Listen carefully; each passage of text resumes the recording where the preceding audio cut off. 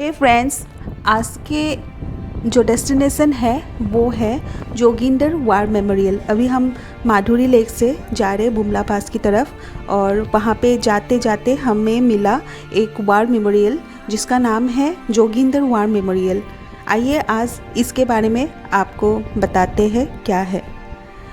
अक्टूबर 23, 2020 एक आर्मी ने एक वार मेमोरियल जिसका नाम है जोगिंदर वार मेमोरियल इनॉग्रेट किया था बुमला में, और इसको इनॉग्रेट किया था जोगिंदर सिंह जी के छोटी बेटी ने। तो कौन है ये जोगिंदर सिंह और क्यों इंडियन आर्मी ने इनके नाम पे बुमला पास में एक वार मेमोरियल स्थापना किया, आइए जानते हैं।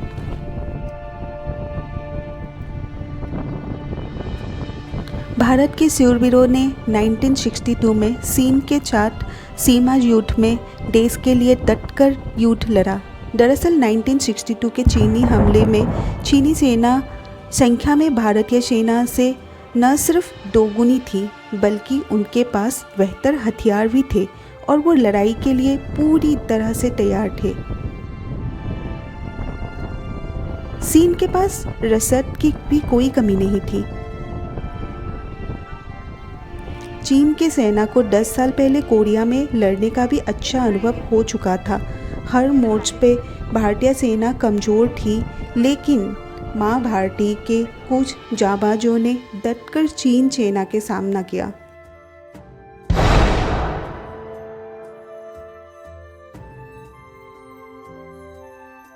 वैसे तो विवादित हिमालय सीमा युद्ध के लिए एक मुख्य बहाना था, लेकिन अन्य मुद्दों ने भी भूमिका निभाई। चीन में 1959 के तिब्बती विद्रोह के बाद जब भारत ने दलाई लामा को शरण दी तो भारत चीन सीमा पर हिंसक घटनाओं की एक श्रृंखला शुरू हो गई। चीनी सेना ने 20 अक्टूबर 1962 को लद्दाख में और मैकमोहन रेखा के पार एक साथ हमले शुरू किए।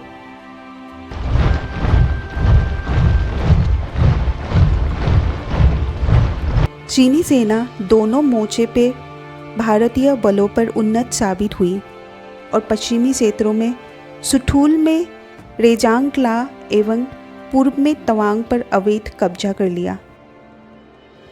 1936 में जोगिंदर सिंह ब्रिटिश भारतीय सेना में शामिल हुए।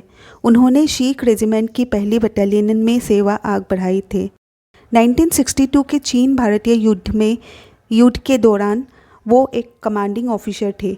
उन्होंने चीनियों के विद्रोह अपनी संख्या से अधिक सैनिकों का नेतृत्व किया और तब तक अपनी चौकी की रक्षा की जब तक वो घायल नहीं हो गए और पकड़े नहीं गए। उनकी मृत्यु चीनी हिरासत में हुई। अकेली 50 से सैनिकों से निपटने की उनकी बहादुरी के लिए उन्हें परमवीर चक्र से सम्मानित किया गया था। तो चलिए जोगिंदर सिंह जी के साथ साथ सारे उन महान सैनिकों को हम इस वार मेमोरियल की तरह से ही स्मरण करते हैं।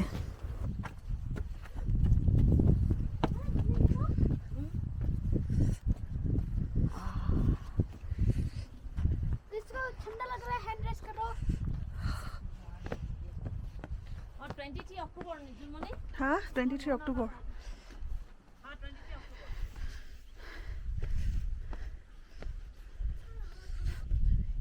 ये सामने रोडोडेंड्रंस के फूल है।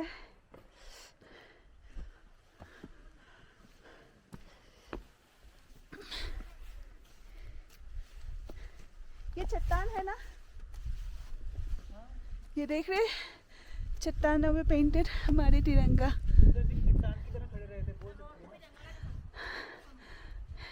यह चट्टान सिंबल है कैसे शहीद सूबेदार जोगिंदर सिंह जो कि सिख रेजिमेंट से थे,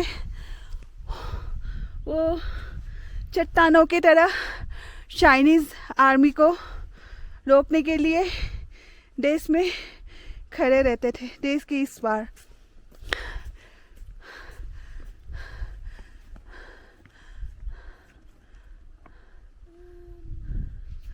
यह है वार मेमोरियल के नज़ारे।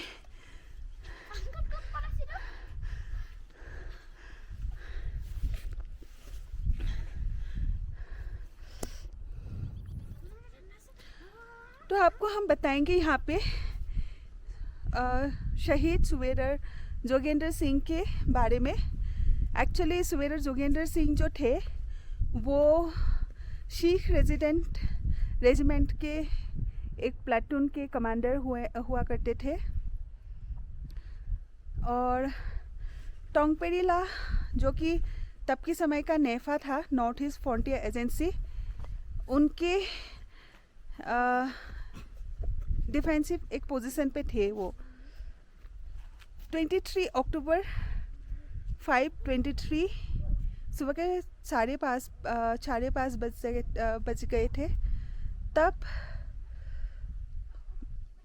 चाइनीज़ आर्मी ने बुमला जो एक्सिस है वहाँ पे एक हैवी अटैक किया था with the intention of breaking through Tawang. The leading battalion of the enemy attacked the ridge in 3 waves, each about 200 strong. Subedar Jogendra Singh and his men moved down the first wave and the enemy was temporarily halted by the heavy losses it suffered. अब हम memorial के अंदर जाएंगे।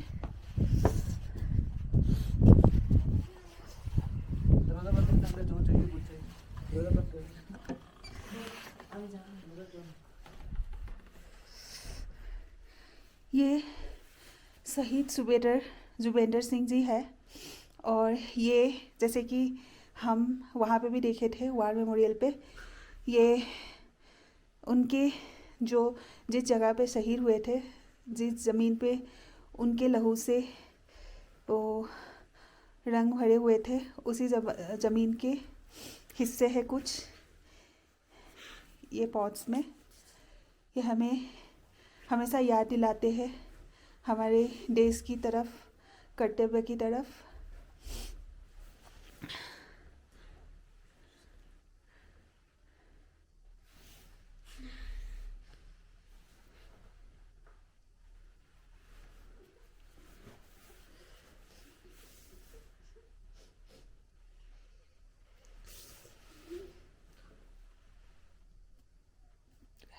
आज हम सूबेदार Joginder Singh memorial पे आए हैं। सबसे पहले तो जय हिंद साहब। 23 अक्टूबर 1962 में एक चाइनीज़ आर्मी की 3 यूनिट्स ने मॉर्निंग 5:30 AM पे अराउंड 5:30 AM पे अटैक किया था नेफा पास के थ्रू। वहाँ पे सूबेदार जोगिंदर सिंह जी थे जिनके साथ 22 और सोल्जर्स थे इंडियन आर्मी के। तो इनके पास एमुनेशन की कमी भी थी और बहुत लिमिटेड से, बहुत पुराने से मतलब बहुत इनके पास लिमिटेड एमुनेशन थी और बहुत पुराने से जो असला बारूद था। तो फर्स्ट जो टुकड़ी आई चाइनीज़ 3 टुकड़ी में आए थे 200 की। फर्स्ट चाइनीज़ टुकड़ी जो आई थी 200 की, उनको इन्होंने खदेड़ के पीछे कर दिया। उसके बाद चाइनीज़ टुकड़ी को भी थोड़ा शॉक लगा, वो भी रुक गया उसको भी, क्योंकि उनको काफ़ी हैवी लॉस हुआ था। जब सेकंड टुकड़ी आई फिर से, तो इन्होंने फिर से उनको खदेड़ दिया। But at that period of time half of जो इंडियन आर्मी के साथ थे सूबेदार जी के साथ, वो उनकी डेथ हो चुकी थी। वो मतलब they have achieve the greatest martyrdom, like मतलब उन्होंने अपने देश के लिए सर्वोच्चम बलिदान दिया था। उसके बाद सूबेदार जी को गोली भी लग चुकी थी जांग पे। एंड उसके बाद जो जब चाइनीज़ की थर्ड जो यूनिट का मूव हुआ, तो उस टाइम ये काफ़ी इंजर्ड हो गए थे। इनको 7 से 8 गोलियां लग गई थी और ये ये चाइनीज़ वाले ये इसी तवांग कौन सा बुमला पास से वहाँ पे लगे। इन्होंने चाइना वालों ने बड़ा कोशिश किया इनको खिलाने का पिलाने का, सो दैट कि ये इनको अच्छे से जिंदा रखें और काफ़ी सारी इंफॉर्मेशन इनसे इंडियन आर्मी की निकाल सकें। बट इन्होंने कुछ ना खाया, कुछ एक्सेप्ट नहीं किया आर्मी वालों को, कुछ नहीं खाया। वहाँ बहुत टार्चर हुआ और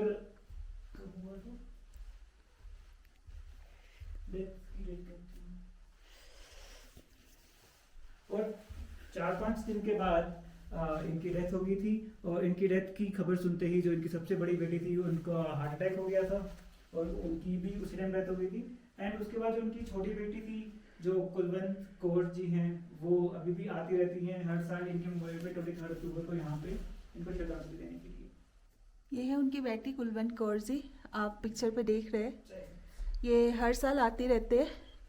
आते हैं। और ये उनके wife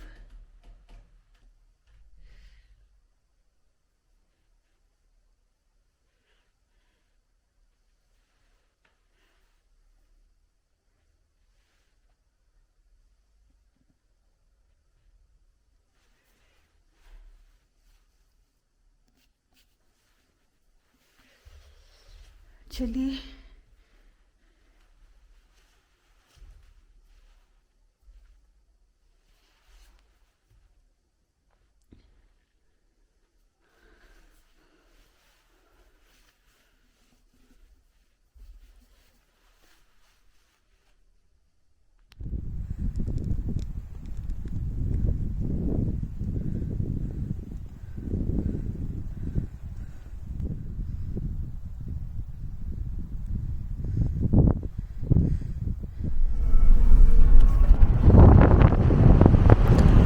So friends, we hope you like this video, and if you like this video then please share this to your friends and family members also, so that they can also know about our glorious history of our army.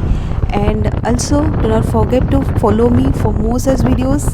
Thank you, bye bye, फिर मिलेंगे.